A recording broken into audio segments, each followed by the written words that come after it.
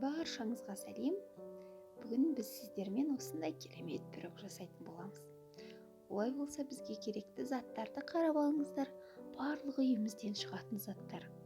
Яғни ұн, құмшекеріміз, разрыхителіміз, ванилиніміз, жұмыртқамыз, сары майымыз және ішіне алма керек. Бұл алма пирогы деп аталады. Сары майымызды ертіп аламыз, оған жұмыртқамызды қосамыз, жақсылап араластырамыз, құмшекерімізді қосамыз, құмшекеріміз ерейтінде жақсылап араластырып шығамыз. Одан кейін ақырындап ұнымызды саламыз, разрыхителімізді, ванилинімізді қосамыз, ысытқышымызды. Тіліміз үйреніп кеткеннен кейін разрыхитель деп кетеміз кейде, мән бермеңіздер. Осылай ұнымыздың бәрін салып, жақсылап тұрып елеп аламыз. Өте қатты қылмау да керек, өте қатты жұмсақ болмау да керек. Өздеріңіз ыңғайына қарай ұнды қосасыздар. Осылай болып шықты менің қамырым. Енді оны формаға салып, жақсылап тұрып форма жасайтын боламыз.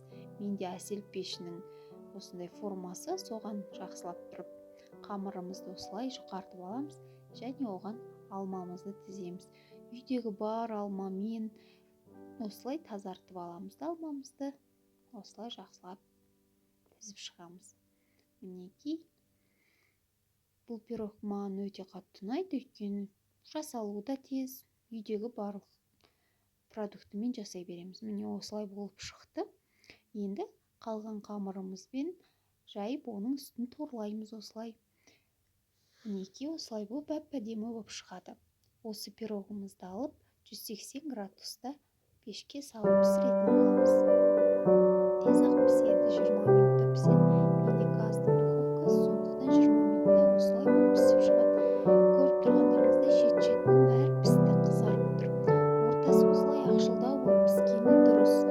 Өйткені әдемі де болады, жегенде де піскені көрініп тұрады. Енді үстіне кремін жасаймыз. Креміне бізге қаймақ керек.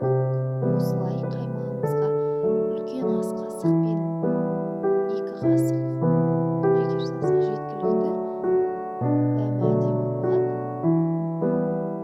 Одан кейін барып пирогымыздың үстіне жақсылап жағатын боламыз.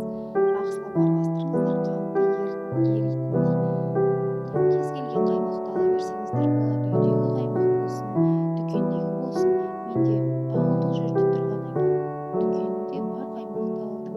Менікі 15%, сіздер 20%-ын алсаңыздар тіптен жақсы, өйткені қатқан кезде бетіндегі кремі жақсы болып тұрады. Дәмін бір көріп аламыз да осылай. Енді пирогымызға тегістеп тұрып жақсылап жағып шығатын боламыз.